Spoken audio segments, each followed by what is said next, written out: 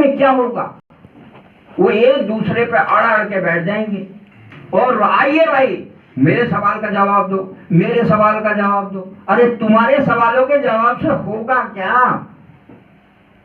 इन क्षणों को मत खो, इन क्षणों में वो ढूंढो जो ढूंढने के लिए आए हो, अर्थात जो चेतन स्वरूप आपके अंदर है।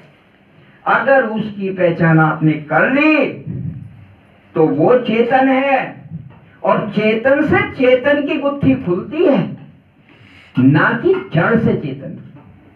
क्योंकि ये जो शरीर है, अभी बताया था कि वो बिल्कुल नाशवान है।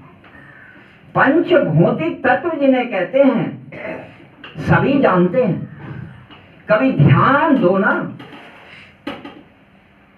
भाई, पृथ्वी जल अग्नि वायु आकाश, इन्हें कौन नहीं जानता?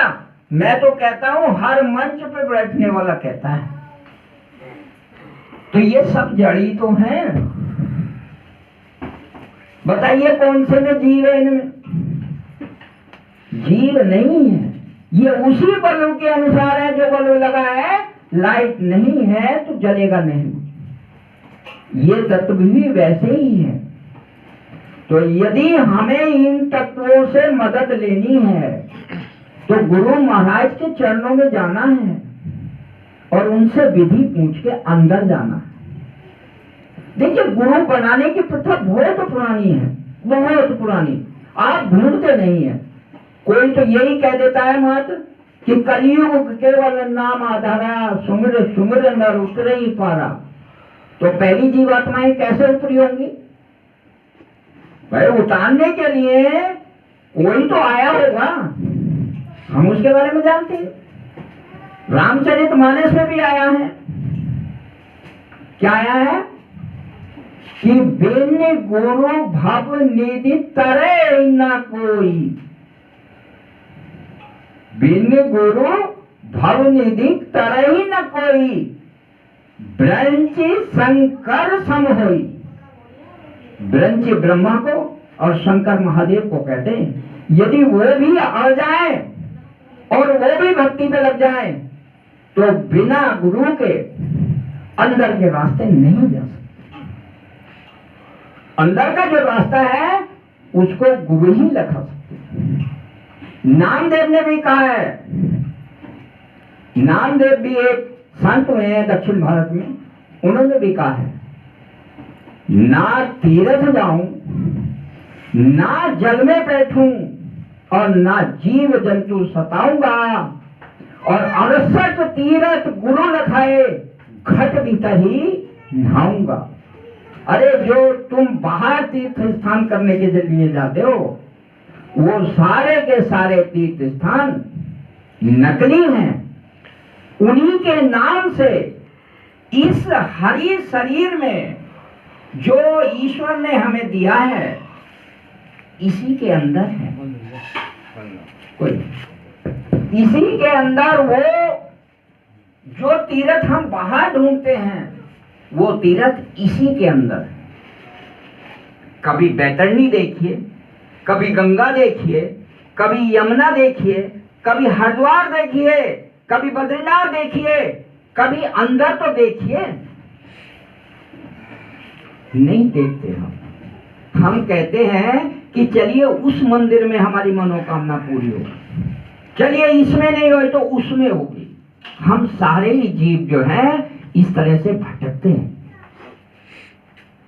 अरे बड़ा जरा सा तो सोचिए, जिसने हमें बनाया है, इस दिव्य शरीर को बनाया है, वो कैसा होगा? क्या किसी ने मनुष्य शरीर बनाया?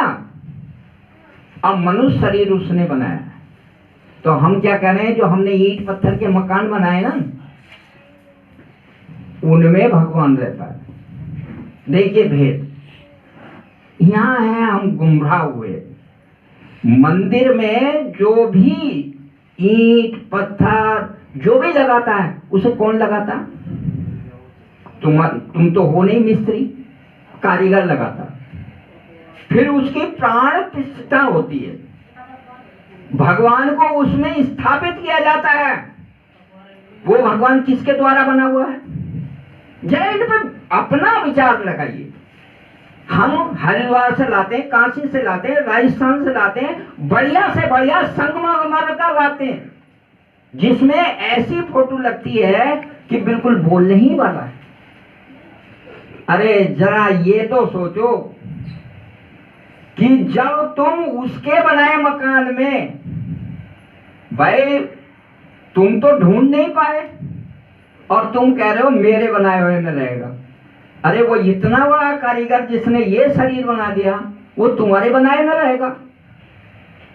भूल है तुम लोगों की, वो अपने ही बनाए में रहता है। अर्थात उसका हरि मंदिर ये है।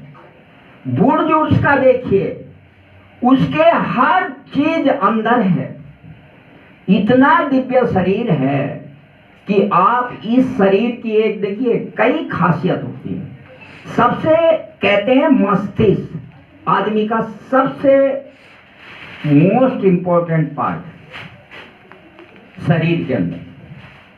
कभी आपने सोचा कि मैंने इसका कितना इस्तेमाल किया? देखिए आपको गिनीज बुक की बात बताता हूं।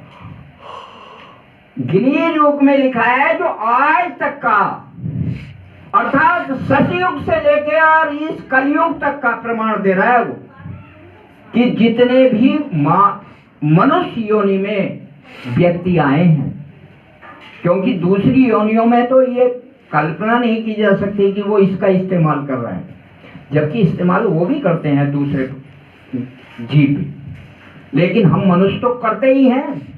तो इसका मात्र 7% इस्तेमाल किया गया है अभी तक।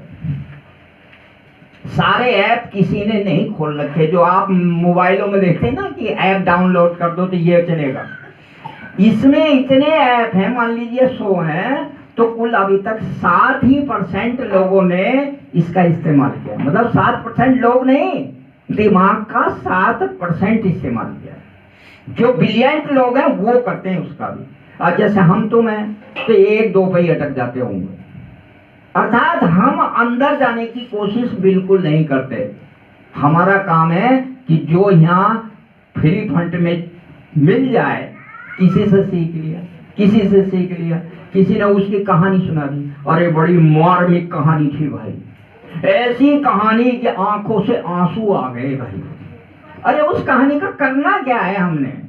जब मनुष्य योनि मिली है, मोक्ष के लिए मिली है, तो बाकी तो सब बेकार ही जाएगी।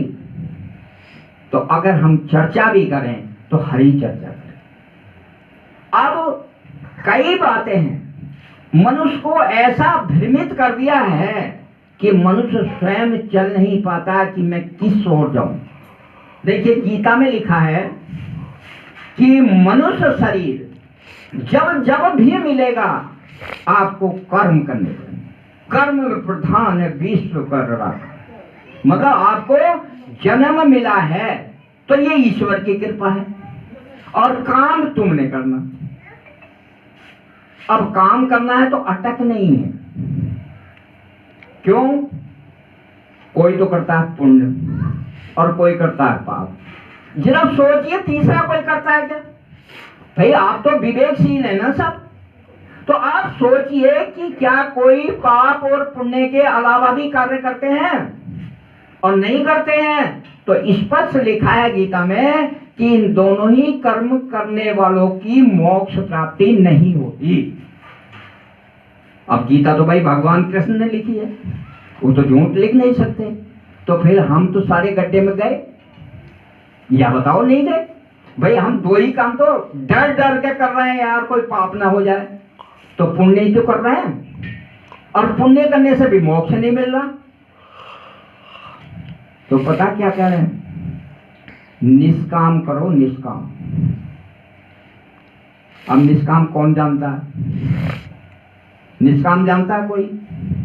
हो सकता है कि या तो मेरी बुद्धि खराब है, मैं ये कह रहा हूं निष्काम नहीं जानते।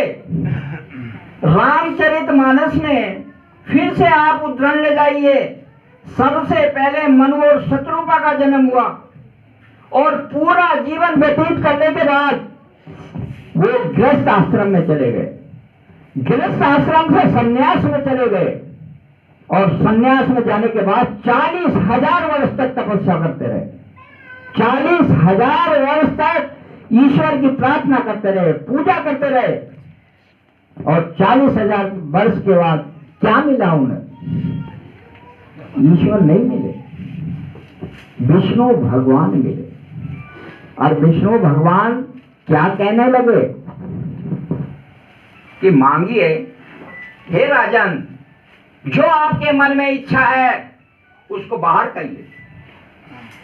तो वो कह रहे हैं कि हमारी कोई इच्छा नहीं, हम किसी इच्छा से यहां नहीं बैठे, हम तो केवल आपके दर्शनों के लिए बैठे।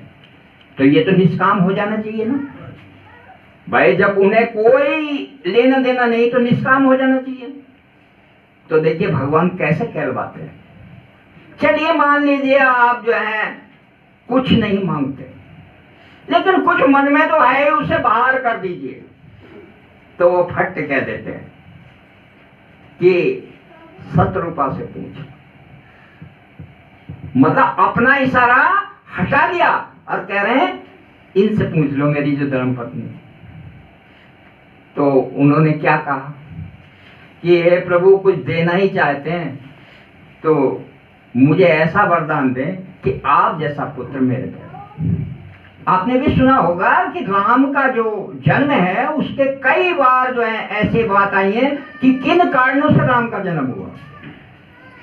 तो वो मनु से बोले आप बताइए कि जैसी देवी की इच्छा वैसी मेरी इच्छा। देखिए इच्छा थी नहीं थी, वो तो घट घट के जानने वाले हैं।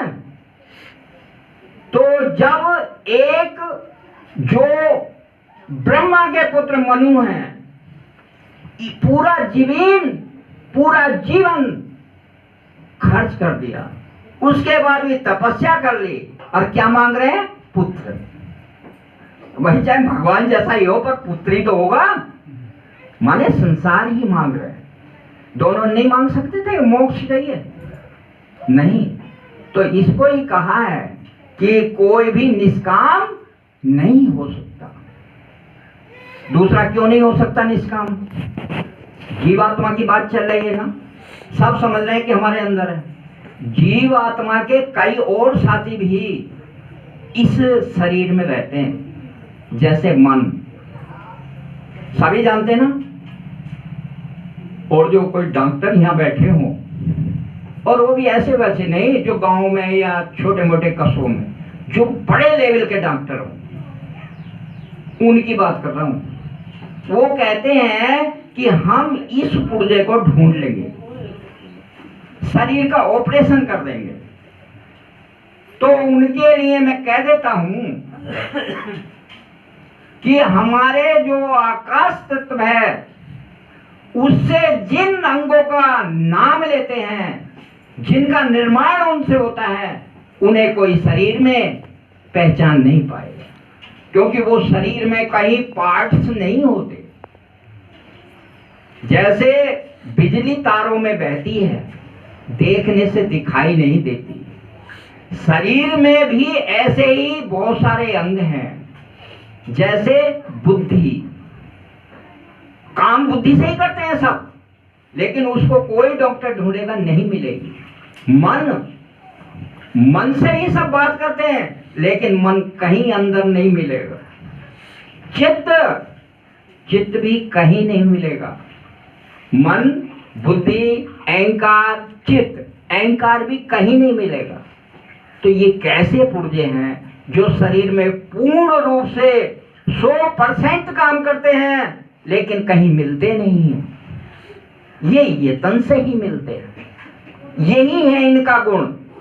जो इसमें चला जाता है, जो आकाश तत्व में प्रवेश करता है, वो ही अंदर वाले रास्ते पे जा सकता है।